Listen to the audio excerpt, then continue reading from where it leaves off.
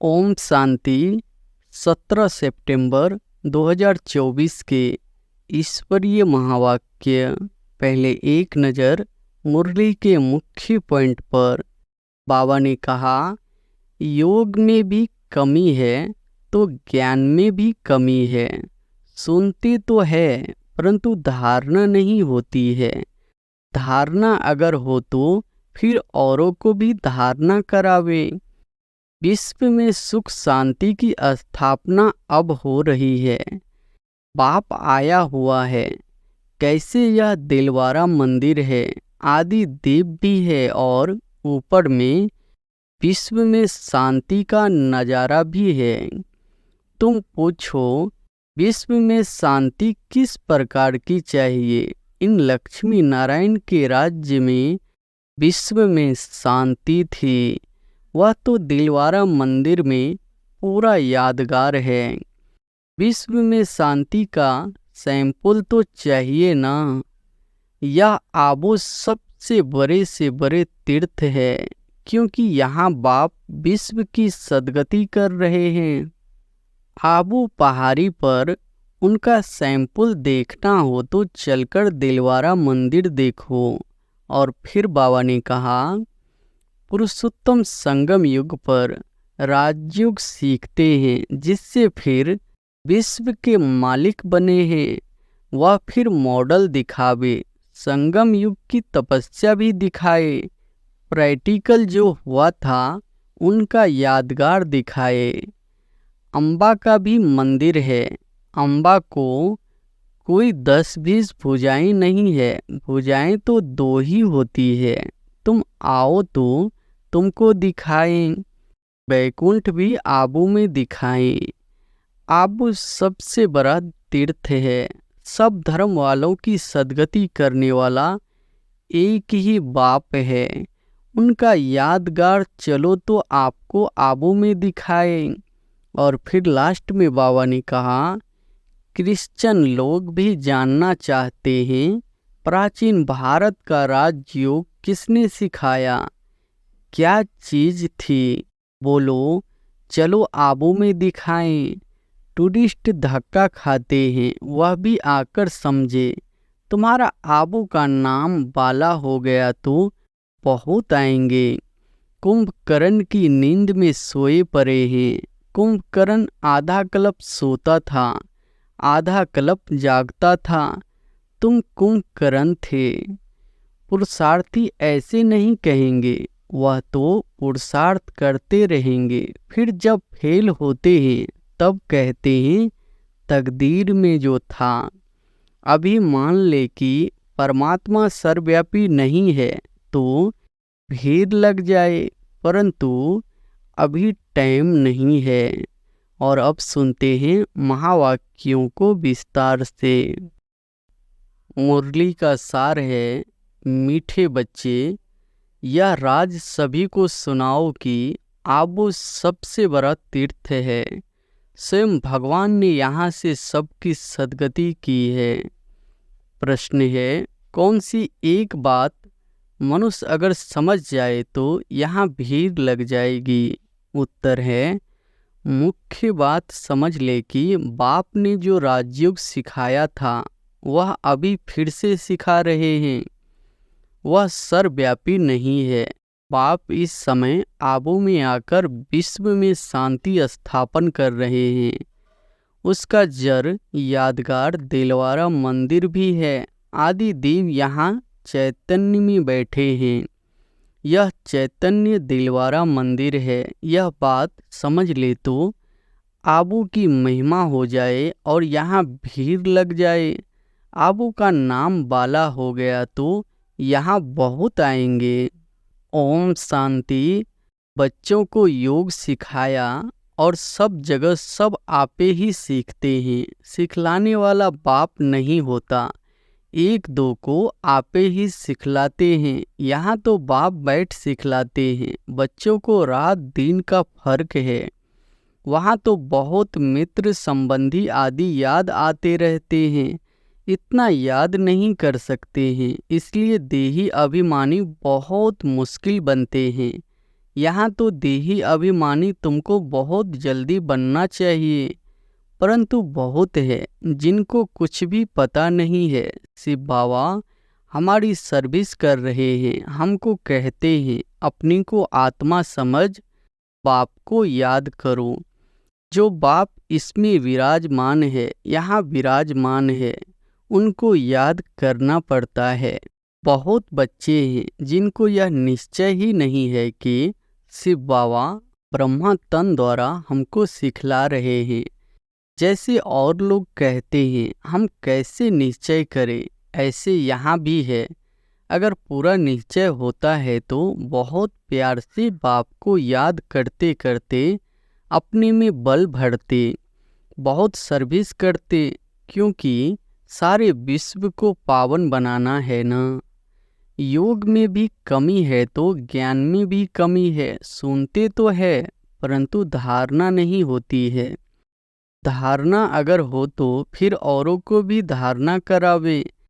बाबा ने समझाया था, वे लोग कॉन्फ्रेंस आदि करते रहते हैं, विश्व में शांति चाहते हैं, परंतु विश्व में शांति कब थी, किस प्रकार हुई थी, वह कुछ भी नहीं जानते।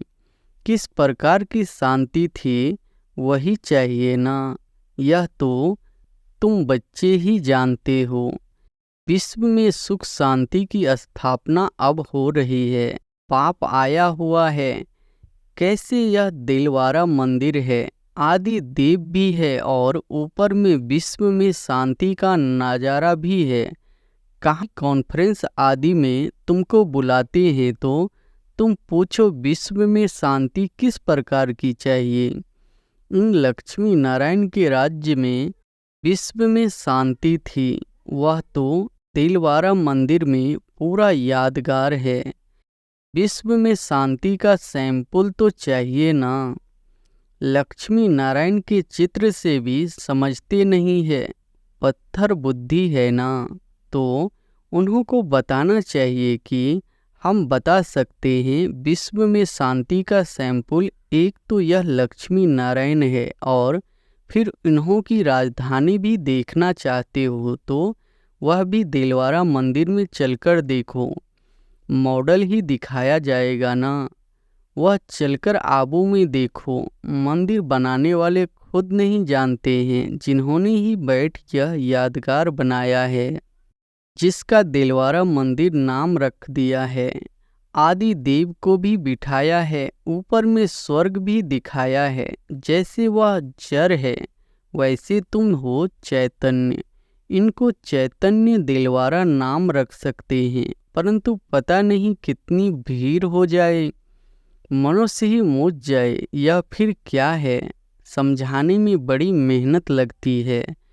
बहुत बच्चे भी नहीं समझते हैं, भल दर पर पास में बैठे हैं, समझते कुछ भी नहीं। प्रदर्शनी में अनेक प्रकार के मनुष्य जाते हैं। ढेर मठ पंथ है, वैष्णव धर्म वाले भी है। वैष्णव धर्म का अर्थ ही नहीं समझते हैं। श्री कृष्ण की बादशाही कहाँ है जानते ही नहीं। श्री कृष्ण की राजाई को भी स्वर्ग बैकुंठ कहा जाता है। बाबा ने कहा था, जहाँ बुलावा हो वहाँ जाकर तुम समझाओ विश्व में शांति कब थी। यह आबू सबसे ऊंच से ऊंच तीर्थ है, क्योंकि यहाँ बाप विश्व की सदगति कर रहे हैं। आबू पहाड़ी पर उनका सैंपल देखना हो तो चलकर दिलवारा मंदिर देखो। विश्व में शांति कैसे स्थापन की थी, उनका सैंपल है। सुनकर बहुत खुश होंगे, जैनी लोग भी खुश होंगे। तुम कहेंगे यह प्रजापिता ब्रह्मा हमारा बाप है, आदि देव। तुम समझाते हो फिर भी समझते नहीं है। कहते हैं ब्रह्मा कुमारियाँ पता नहीं क्या कहती हैं, तो अब तुम बच्चों को आबू की बहुत ऊंची महिमा करके समझाना चाहिए। आबू है बड़े से बड़ा तीर्थ। बॉम्बे में भी समझा सकते हो, आबू पहाड़ बड़े से बड़ा तीर्थ है, क्योंकि परमपिता परमात्मा ने आबू में आकर स्वर्ग की स्थापना की है। कैसे स्वर्ग की रचना रची है। वह स्वर्ग का और आदि देव का मॉडल सब आबू में है, जिसको कोई भी मनुष्य समझते नहीं। हम अब जानते हैं, तुम नहीं जानते हो, इसलिए हम तुमको समझाते हैं। पहले तो तुम पूछो कि विश्व में शांति किस प्रकार चाहते हो। कभी देखा है विश्व में शांति तो इनके लक्ष्मी नारायण के राज्य में थी। एक ही आदि सनातन देवी देवता धर्म था, इनकी डिनेस्टी का राज्य था। चलो तो इन्हों की राजधानी का मॉडल आबू में तुमको दिखाएंगे। यह तो है ही पुरानी पतित दुनिया, नई दुनिया तो नहीं कहेंगे ना। नई दुनिया का मॉडल तो यहाँ है। नई दुनिया अब स्थापन हो रही है, तुम जानते हो, तब बतलाते हो। सभी नहीं जानते हैं, न बतलाते हैं, न समझ में ही आता है। बात है बहुत सहज। ऊपर में स्वर्ग की राजधानी खड़ी है, नीचे आदि देव बैठा है, जिसको एडम भी कहते हैं। वह है ग्रेट ग्रेट ग्रैंडफादर। ऐसी तुम महिमा सुनाएंगे तो सुनकर खुश होंगे। है भी बरोबर एक्यूरेट। कहो तुम श्री कृष्ण की महिमा करते हो, परंतु तुम जानते तो कुछ नहीं हो। श्री कृष्ण तो बैकुंठ का महाराजा, विश्व का मालिक था। उसका तुम मॉडल देखना चाहते हो तो चलो, आबू में तुमको बैकुंठ का मॉडल दिखाएंगे। कैसे पुरुषोत्तम संगम युग पर राजयोग सीखते हैं, जिससे फिर विश्व के मालिक बने हैं। वह भी मॉडल दिखावे, संगम युग की तपस्या भी दिखाए। प्रैक्टिकल जो हुआ था उनका यादगार दिखाए। शिव बाबा जिसने लक्ष्मी नारायण का राज्य स्थापन किया, उनका भी चित्र है। अम्बा का भी मंदिर है। अम्बा को कोई 10-20 भुजाएं नहीं है, भुजाएं तो ही होती है। तुम आओ तो तुमको दिखाए। बैकुंठ भी आबू में दिखाए।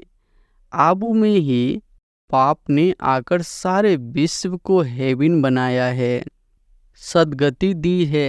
आबू सबसे बड़ा तीर्थ है। सब धर्म वालों की सदगति करने वाला एक ही बाप है। उनका यादगार चलो तो आपको आबू में दिखाए।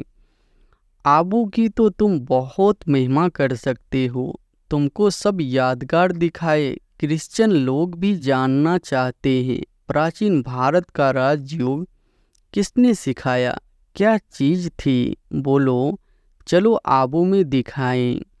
बैकुंठ भी पूरा एक्यूरेट बनाया है। ऊपर छत में तुम ऐसा नहीं बना सकते हो, तो यह अच्छी रीति बताना है। टूरिस्ट धक्का खाते हैं, वह भी आकर समझे तुम्हारा आबू का नाम पाला हो गया तो बहुत आएंगे। आबू बहुत मशहूर हो जाएगा। जब कोई पूछते हैं कि विश्व में शांति कैसे हो, सम्मेलन आदि में निमंत्रण देते हैं, तो पूछना चाहिए विश्व में शांति कब थी।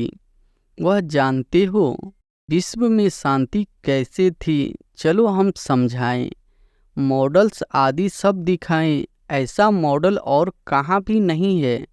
आबू ही सबसे बड़ा ऊंच से ऊंच तीर्थ है, जिसमें बाप ने आकर के विश्व में शांति सर्व की सदगति की है। यह बातें और कोई नहीं जानते। तुम्हारे में भी नंबरवार है। भल बड़े महारथी म्यूजियम आदि संभालने वाले हैं, परंतु ठीक रीति किसको समझाते हैं वह नहीं। बाबा रोड तो करते हैं ना।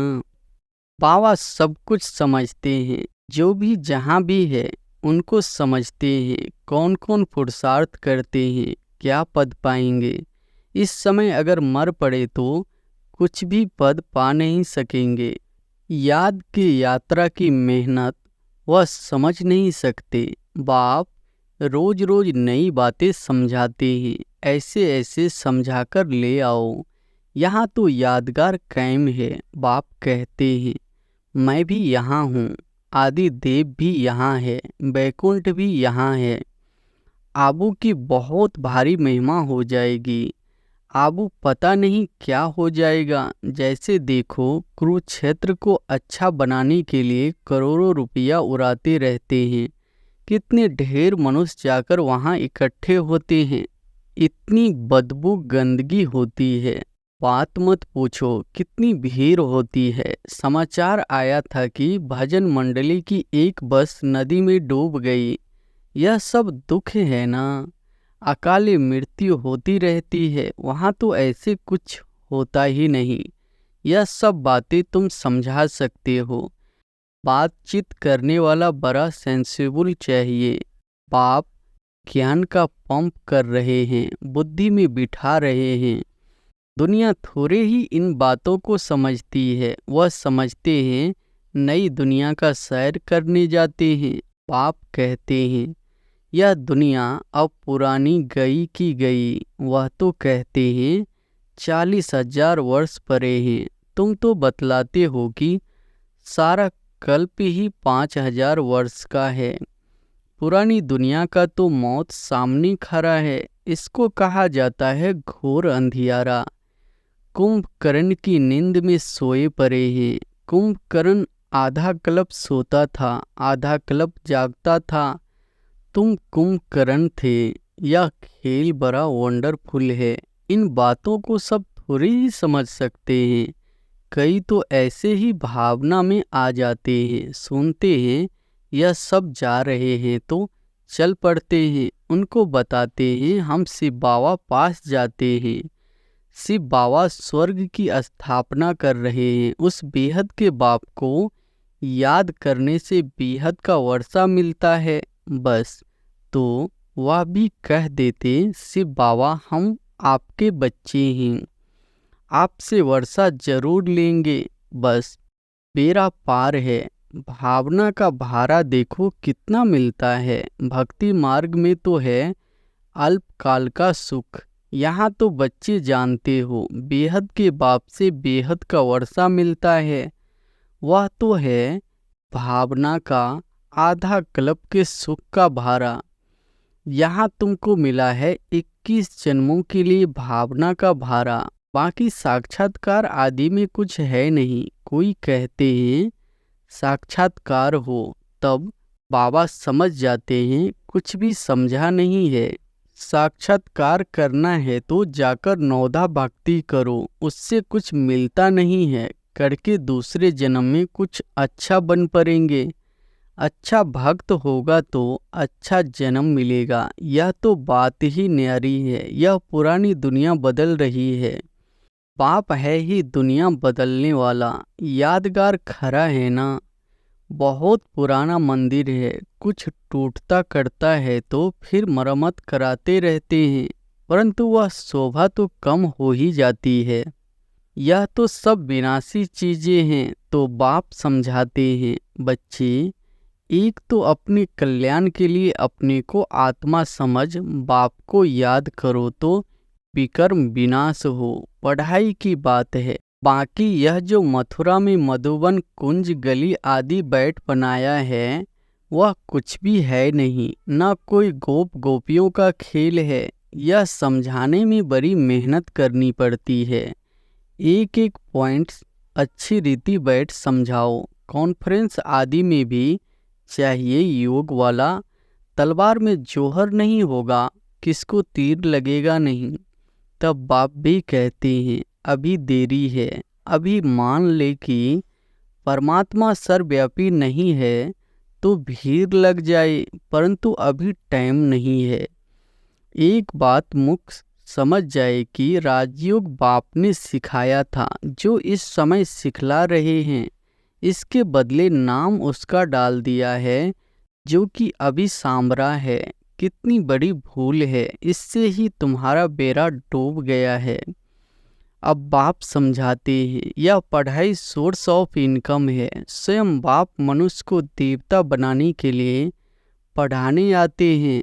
इसमें पवित्र भी जरूर बनना है, दैवी गुण भी धारण करने हैं। नंबरवार तो होते ही है। 24 सेंटर्स है, सब नंबरवार है। यह सारी राजधानी स्थापन हो रही है। मासी का घर थोड़े ही है। बोलो, स्वर्ग कहा जाता है सतयुग को, परंतु वहाँ का राज्य कैसे चलता है?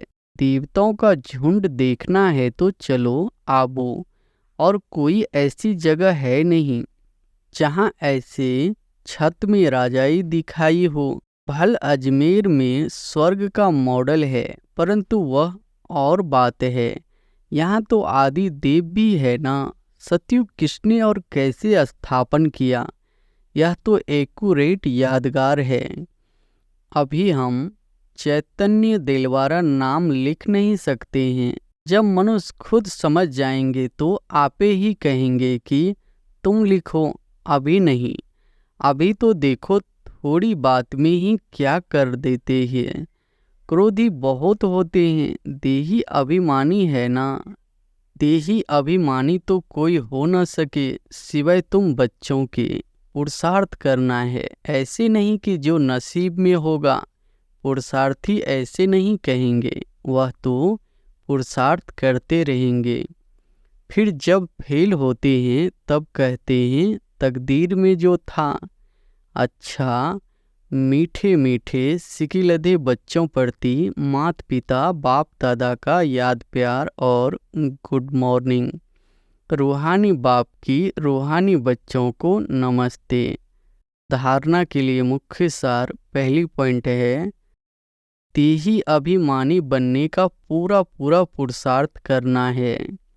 ऐसे कभी नहीं सोचना है कि जो नसीब में होगा। सेंसिबल बनना है। दूसरी पॉइंट है, ज्ञान सुनकर उसे स्वरूप में लाना है। याद का जौहर धारण कर फिर सेवा करनी है। सबको आवो महान तीर्थ की महिमा सुनानी है। वरदान है, एक बाबा शब्द ही स्मृति से याद और सेवा में रहने वाले सच्चे योगी, सच्चे सेवाधारी भव। एक बाबा शब्द की स्मृति से याद और सेवा में रहने वाले सच्चे योगी, सच्चे सेवाधारी भव। आप बच्चे मुख से व मन से बार बार बाबा शब्द कहते हो। बच्चे हो तो बाबा शब्द याद आना या सोचना ही योग है, और मुख से बार बार कहना कि बाबा ऐसे कहते हैं, बाबा ने ये कहा, यही सेवा है। लेकिन इस बाबा शब्द को कोई दिल से कहने वाले हैं, कोई नॉलेज के दिमाग से। जो दिल से कहते हैं उन्हें दिल में सदा प्रत्यक्ष प्राप्ति, खुशी और शक्ति मिलती है। दिमाग वालों को बोलने समय खुशी होती, सदा काल की नहीं। स्लोगन है, परमात्मा रूपी समा पर फिदा होने वाले ही सच्चे परवाने हैं। अच्छा, ओम शांति।